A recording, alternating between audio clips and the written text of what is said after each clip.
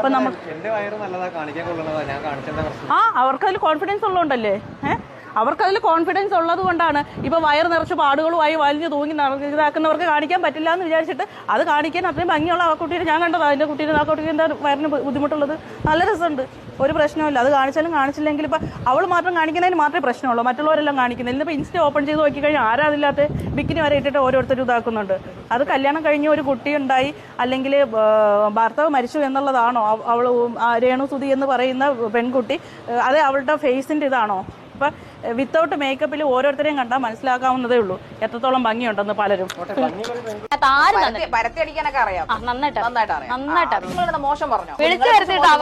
ഞാനൊന്നും ആരെ അപമാനിച്ചിട്ടൊന്നുമില്ല, പക്ഷെ എനിക്ക് ബുദ്ധിമുട്ടാണ് ഇന്റർവ്യൂ ചെയ്യാനായിട്ട് ബുദ്ധിമുട്ടാണ്, വളരെ മോശം. എനിക്ക് സമയം. ഹലോ, അസ്സലാമു അലൈക്കും, welcome back to my channel. Renu സുധിയുടെ കുറെ ഇന്റർവ്യൂസ് ഒക്കെ ഞാൻ കണ്ടിട്ടുണ്ട്. കഴിഞ്ഞ ദിവസം മൈൽ സ്റ്റോൺ എന്ന് പറയുന്ന ഒരു ചാനൽ രേണു സുധിയുടെ ഒരു ഇന്റർവ്യൂ കാണാനിടയായി. ശരിക്കും പറഞ്ഞ ആ രേണു സുധിയെ ഒരുപാട് നെഗറ്റീവിലേക്ക് തള്ളിവിടാനാണ് ആ ഒരു അവതാരിക ആവും പണി 68 ശ്രമിച്ചുകൊണ്ടേയിരിക്കുന്നത്. പക്ഷെ ആ ഒരു ഇന്റർവ്യൂസിന്റെ ഏറ്റവും വലിയൊരു ഹൈലൈറ്റ് എന്ന് പറഞ്ഞാല് അതിന്റെ കമന്റ് ബോക്സ് തന്നെയാണ്. ശരിക്കും അതൊന്ന് എടുത്തു കഴിഞ്ഞാൽ 100ൽ 99% ഈ രേണു സുധിക്ക് പോസിറ്റീവായിട്ടുള്ള കമന്റ്സുകളാണ്. അതായത് ഇത്രയും നാള് നെഗറ്റീവായിട്ട് പറഞ്ഞവർ ഇത്രയും അതെല്ലാം നല്ല പോസിറ്റീവായിട്ട് രേണുവിന് വന്ന് ചേർന്നിരിക്കുകയാണ്. അതുപോലെ തന്നെ ആ ആങ്കറെ ആണെങ്കിൽ പൂരത്തെറി, ആ തടിച്ചിക്ക് വേറെ പണിയൊന്നുമില്ലേ, മറിച്ച് എന്നും പറയണ്ട, അത്രയ്ക്ക് പൂരത്തെറിയാണ് അതിനകത്ത് ആ ആങ്കറെ പറയുന്നത്. ശരിക്കും അവരുടെ ഒരു ജോലിയാണത്. അവരത് മുന്നേ പറഞ്ഞിട്ടാണ് നെഗറ്റീവ് ചോദ്യങ്ങളാണ് ചോദിക്കുന്നത് എന്ന് പറഞ്ഞിട്ടാണ് ഈ ഒരു ഇന്റർവ്യൂസ് തുടങ്ങുന്നത് തന്നെ. പക്ഷേ അതൊന്നും ആരും ചിന്തിക്കുന്നില്ല. അവര് നോക്കുമ്പോൾ നെഗറ്റീവ് മാത്രം രേണുവിനോട് ചോദിക്കുന്നു. അതുകൊണ്ട് ആ ആങ്കറെ ആണെങ്കിൽ ആകെപ്പാട് എല്ലാവരും പഞ്ഞിക്കിടുകയാണ് ചെയ്തത്. ഓടി തള്ളച്ചി എന്നൊക്കെ വിളിക്കുന്നത് ഞങ്ങളുടെ നാട്ടിൽ തെറിയല്ല. ഞാൻ ഞെക്കി പിടിക്കുന്നു, പിഴിയുന്നു, അവരുടെ മുന്നിലാണ് ഞാൻ ഞെക്കി പിടിച്ച് പിഴിഞ്ഞത്. സുധിച്ചേട്ടൻ ഉണ്ടായിരുന്നെങ്കിൽ താങ്കൾ ഇങ്ങനൊരു വേഷങ്ങളോ അല്ലെങ്കിൽ ഇങ്ങനെ രീതിയിലൊക്കെ അഭിനയിക്കുമായിരുന്നു? അവസരം വന്നാൽ അഭിനയിക്കും. പൈസയ്ക്ക് വേണ്ടിയിട്ട് മാത്രമാണ് ഇപ്പൊ എന്റെ പാഷൻ കൂടാണ്. ഇന്ന് ഈ നിമിഷം വരെ അമ്മ എന്തുകൊണ്ട് ഇങ്ങനെ കേൾപ്പിക്കുന്നു എന്നെ ഇന്ന് വരെ അവൻ പറഞ്ഞിട്ടില്ല. അങ്ങനെ പറഞ്ഞാൽ നിർത്തുപോയത് ഇല്ല. താങ്കളുടെ എക്സ്പ്രഷൻ താങ്കൾ എപ്പോഴെങ്കിലും കണ്ണാടി നോക്കാറുണ്ടോ? കുഞ്ഞിനെ നോക്കായിരുന്നു. ഇപ്പം അതിന്റെ ഒരു കുറവുണ്ടെന്ന് തോന്നുന്നു. ഞാൻ പ്രേമം അഭിനയിച്ചാൽ കാമമാകും, സങ്കടം അഭിനയിച്ചാൽ അത് കാമമാകും, എന്നാ കാണിച്ചാൽ അത് കാമമാകും എന്നാണ് ഞാൻ കേട്ടുള്ളത്. സുധിച്ചേട്ടന്റെ ഭാര്യ ഒരു ധാർമ്മിക ഉത്തരവാദിത്ത സമൂഹത്തിൽ ധാർമ്മിക ഉത്തരവാദിത്തം എന്താ വീട്ടിൽ ഇരിക്കണോ? സുധിച്ചേട്ടന്റെ ഭാര്യ എന്നാലും ഒരു മാന്യമായ രീതിയിൽ താങ്കൾക്ക് എന്ത് എനിക്ക് മാന്യത കുറവൊന്നും തോന്നിയിട്ടില്ല. കുറച്ച് പ്രശസ്തയായപ്പോ ഇച്ചിരി തലക്കനം കൂടിയിട്ടില്ല? ഒരിക്കലും ഇല്ല, എനിക്ക് ഒരു തലക്കനമില്ല. പഴയ രേണുസുതി പോലെ കരഞ്ഞോണ്ടിരുന്നിട്ട് ഒരു കാര്യമില്ല. പണ്ട് രേണുസുതി കരയുമായിരുന്നു? കരയുമായിരുന്നു. സുധിച്ചേട്ടൻ മരിച്ച സമയത്ത് കരയുമായിരുന്നല്ലോ. ഇപ്പോ ഇങ്ങനൊരു റീൽസ് വഴി വൈറലാകുന്നില്ല, അല്ലെങ്കിൽ കുറച്ച് വൈറലായി കുറെ അവസരങ്ങൾ നഷ്ടപ്പെടുന്നു, ഇനി ഒന്നും കിട്ടുന്നില്ല? ഒരു അഭിനയം കിട്ടുന്നില്ല. സിനിമ ഇല്ല, ഒന്നുമില്ല. എന്ത് ചെയ്യുന്ന വല്ല ജോലി നോക്കും. വല്ല ജോലി എന്ന് പറഞ്ഞാൽ അഭിനയം അല്ലാത്ത വേറെ വല്ല ജോലി. വേറെ ജോലിക്ക് പോകാൻ അറിയാം. രേണു സുധിക്ക് ആരും സ്ഥലവും തന്നിട്ടില്ല, വീടും വെച്ചിട്ടില്ല. സുധിക്ക് കൊടുത്തിട്ടില്ല. സുധിച്ചേട്ടൻ മരിച്ചുപോയ സുധിച്ചേട്ടൻ എങ്ങനെ സ്ഥലം കൊടുക്കുന്നത്? സുധിച്ചേട്ടന്റെ 2 മക്കൾക്കാണ് സ്ഥലം കൊടുത്തത്, വീട് കൊടുത്തത്. എനിക്ക് അതിനകത്ത് ആരും പരത്തടിക്കാനൊക്കെ അറിയാം. നന്നായിട്ട് ചോദിക്കുന്ന ചോദ്യങ്ങൾ ശ്രദ്ധിച്ചോ? അത് കേട്ട് കഴിഞ്ഞാൽ ശരിക്കും ഈ രേണു ആള് ശരിയല്ല, ഒരിക്കലും ശരിയല്ല എന്നുള്ളൊരു രീതിയിലാണ് ആ ആങ്കറിന്റെ ചോദ്യം. ഈ ഒരു കാരണം കൊണ്ട് തന്നെ ആ ആങ്കറിന് ഒരുപാട് ഹേറ്റേഴ്സ് ഇഷ്ടം പോലെ ആയിട്ടുണ്ട്. എന്തായാലും ആ ആങ്കറിന്റെ ജീവിതത്തിൽ ആദ്യമായിട്ടായിരിക്കും ഇത്രയധികം ഹേറ്റേഴ്സ് ആ ആങ്കറിന് ഉണ്ടാകുന്നത്. അവർ ചോദിക്കുന്ന ചോദ്യങ്ങൾക്ക് ഒട്ടും അമാന്തിക്കാതെ ഉരുളക്കുപ്പേര് പോലെ രേണു മറുപടി പറയുന്നുണ്ട്. ശരിക്കും എനിക്ക് അതങ്ങ് ഇഷ്ടപ്പെട്ടു കേട്ടോ. കാരണം എത്ര നെഗറ്റീവ് ചോദ്യങ്ങൾ ചോദിച്ചാലും അതിന് തക്ക മറുപടി രേണു സുധി കൊടുക്കുന്നുണ്ട്. കാരണം എന്ന് വെച്ച് കഴിഞ്ഞാൽ ഒരുപാട് നെഗറ്റീവ്സ് കേട്ട് ഈ രേണു അങ്ങ് തഴമ്പിച്ചു. ഇപ്പൊ അവർക്കതൊരു പുല്ല് വിലയേ ഉള്ളൂ. ഈ നെഗറ്റീവ് കേൾക്കുന്നത് തന്നെ ഇപ്പൊ ഒരു പുല്ല് വില പോലെ അവര് കാണുന്നുള്ളൂ. ഈ രേണു എന്തെങ്കിലും ഒരു നെഗറ്റീവ് കമന്റ് വന്നു കഴിഞ്ഞാൽ ആരൊക്കെ നെഗറ്റീവ് കമന്റ് ഇടുന്നു അതിനൊക്കെ കുത്തിയിരുന്നങ്ങ് റിപ്ലൈ കൊടുക്കുമായിരുന്നു. എല്ലാ നെഗറ്റീവിനും തക്ക മറുപടി അങ്ങോട്ട് പറഞ്ഞു കൊടുക്കുമായിരുന്നു. പക്ഷെ പിന്നെ അതങ്ങ് മൈൻഡ് ചെയ്യാതെയായി. ശരിക്കും പറഞ്ഞാൽ മൈൻഡ് ചെയ്യേണ്ട ഒരു ആവശ്യമില്ല. കാരണം ഈ നെഗറ്റീവ് പറയുന്നവരല്ല അവർക്ക് ചെലവിന് കൊടുക്കുന്നത്.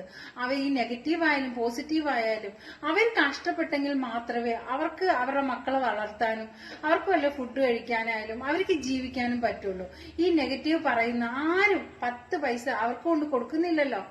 സുധിച്ചേട്ടൻ മരിച്ചു കഴിഞ്ഞപ്പോ ഇപ്പൊ കുറേയധികം ആൾക്കാർക്ക് അറിയാം, കുപ്രസിദ്ധിയായിട്ട് തന്നെ അറിയാം. സുധിച്ചേട്ടൻ ഉണ്ടായിരുന്നെങ്കിൽ താങ്കൾ ഇങ്ങനൊരു വേഷങ്ങളോ അല്ലെങ്കിൽ ഇങ്ങനൊരു രീതിയിലൊക്കെ അഭിനയിക്കുമായിരുന്നു? അവസരം വന്നാൽ അഭിനയിക്കും. സൂചിച്ചേട്ടൻ സമ്മതിച്ച് അഭിനയിക്കും.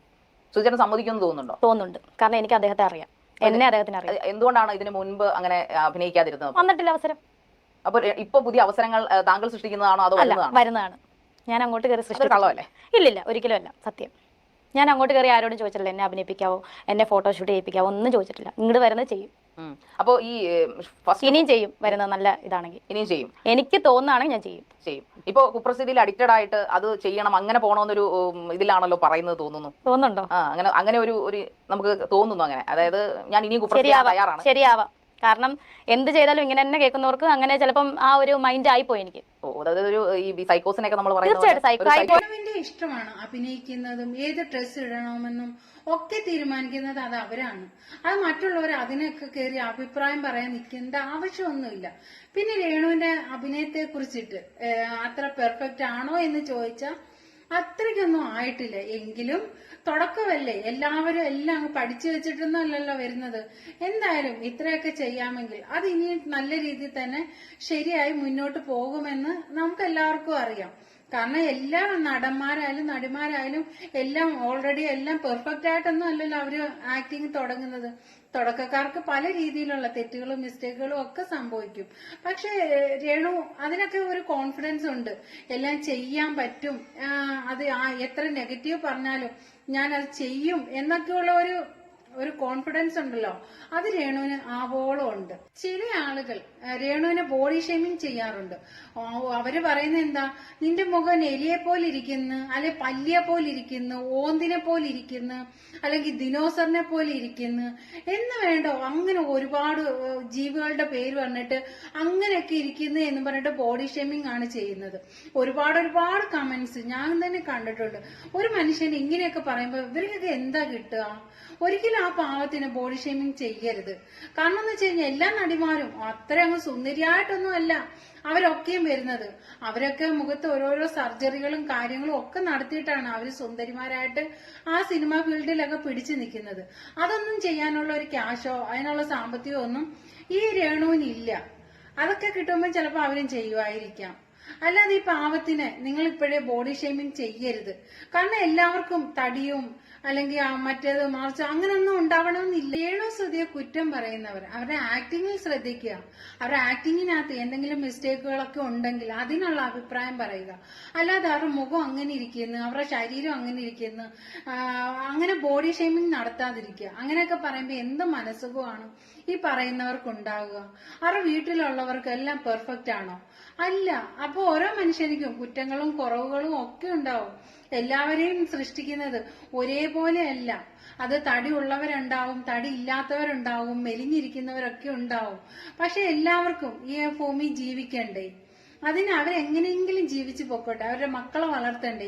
ഈ കുറ്റം പറയുന്നവർ ആരെങ്കിലും കൊണ്ടുപോയി അവർക്ക് ചെലവിന് കൊടുക്കുവോ? ഇല്ലല്ലോ. അവരെങ്ങനെയെങ്കിലും ജീവിക്കട്ടെ. അവരുടെ ആക്ടിങ് ഇഷ്ടപ്പെട്ടില്ലെങ്കിൽ അതിനുള്ള അഭിപ്രായം പറയുക. അല്ലാതെ